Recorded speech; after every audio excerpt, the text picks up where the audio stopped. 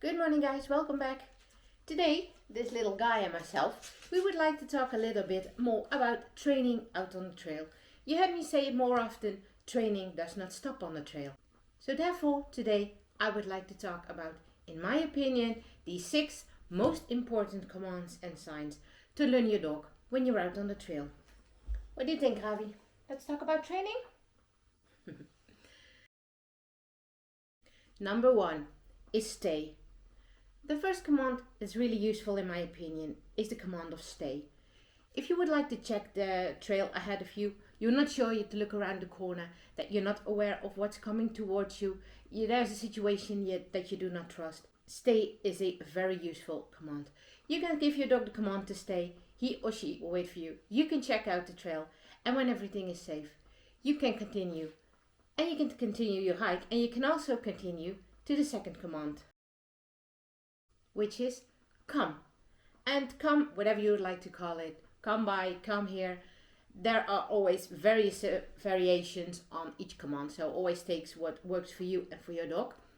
And that's obviously when you have checked the trail and you're a few meters in front of your dog, just turn around to your dog and ask your dog to come towards you. So then you are safe together and you can continue the trail.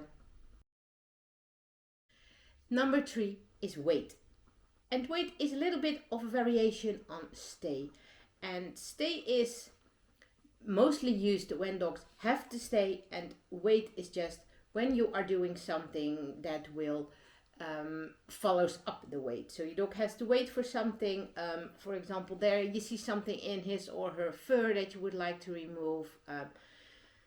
Max, for example, is now using her knee brace and sometimes the thing is slipping down, so then I give the commands of wait, so then she can wait on the trail for me to come towards her and help her up. So wait is very helpful, and it can also be very helpful, for example, when you are approaching a crossing path or a road or something. Then just before your dog passes it, for example, when he or she is off leash, you can give the command of wait, and when you are with your dog, you can cross the path or road safely together. Number 4 is the command of up. And that comes really in handy when you are hiking in the mountains, because sometimes there are some rocks that you have to scramble over, some bridges that maybe have a stair to come up to it. So that's a really handy command to give your dog in order to climb up anything, jump on anything. And obviously you can always help your dog a little bit by letting him or her wear a harness with a little handle when you have a small dog, that you can help him or her putting up a rock or anything if the one is too big. Number 5 is behind. And behind comes very helpful when you are walking on a very narrow trail. You are walking down a mountain or down a cliff, then it's very safe to keep your dog behind you, because then you do not have the risk that your dog is pulling you over, that you're falling down a ridge together.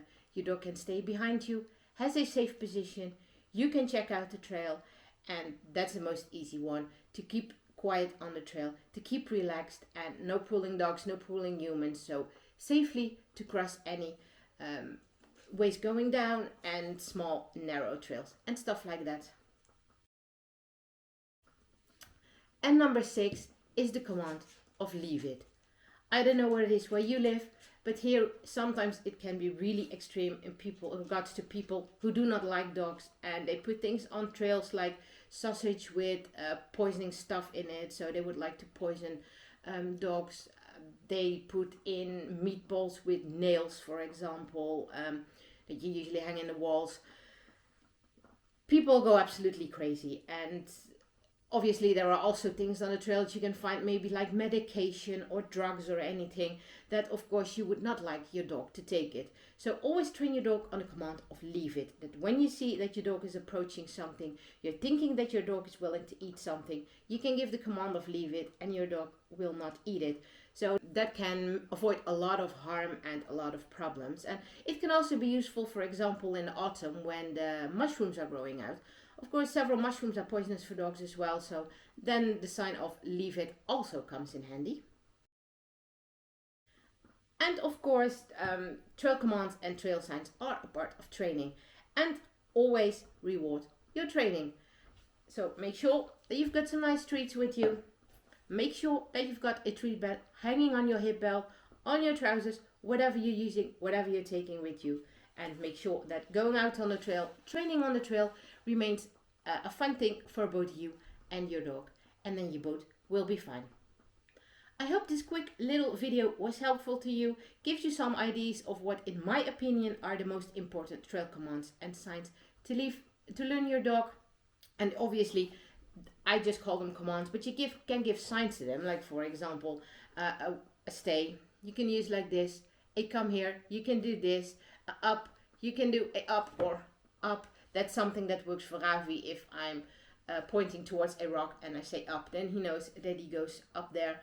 So those are all combinations that you can create by yourself. Make sure that you know what works for your dog and what your dog's comfortable with, and then training like this on a trail wouldn't be any problems at all, but makes your hike a lot safer. Thank you for being part of this video. Enjoy the outdoors. We'll catch you on the next trail. Goodbye.